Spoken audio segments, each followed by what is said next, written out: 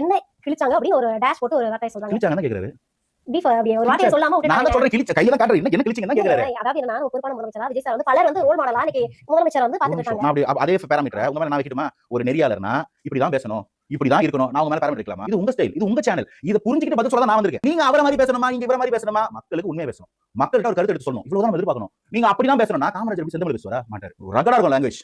அண்ணா செந்தமிழ் பேசுவார். ஆனா உண்மையா பேசுவார். கலைஞர் செந்தமிழ் மட்டும் பேசுவார். ஜெயலலிதா எதுக்குங்க ஃபாலோ பண்ணீங்க? ஸ்டூபிடா போயிடுறீங்க. ஸ்டூபிடா போயிடுறீங்க. எதுக்குங்க ஃபாலோ பண்ணனும்? என்ன கேள்வி?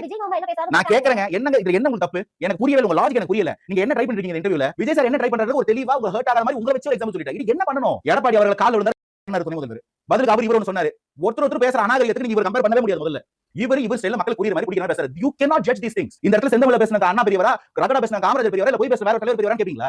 அவுட்கம் கவர்னன்ஸ் என்ன பண்ணிருக்காங்கன்னு பாருங்கன்ற இப்படி பேசினாரு. சட்டை கருப்பு கலர் போட்டாரு, பேண்ட் ப்ளூ கலர் போட்டாரு. What sort of comparison is this? Totally senseless. இது இல்லங்க உங்க வேலை. உங்க வேலைன்றது கதறதா தான் தனியா உட்கார்ந்து ப்ளாக்ல கதறுங்க. என்கிட்ட கேக்குறீங்கன்னா ஒரு பதில் கேளுங்க, அந்த பதில் நான் சொல்றேன். என்ன அவுட்கம் கேளுங்க, அந்த அவுட்கம் சொல்றேன். சும்மா உங்க புலம்பலுக்கு நான் எவ்வளவு உட்கார்ந்து பதில் சொல்ல முடியும் நான் கேக்குறேன். You understand my point? Next question. அதே சென்சிபிளா கேளுங்க, இல்ல முடிங்க. Thank you sir. நன்றி.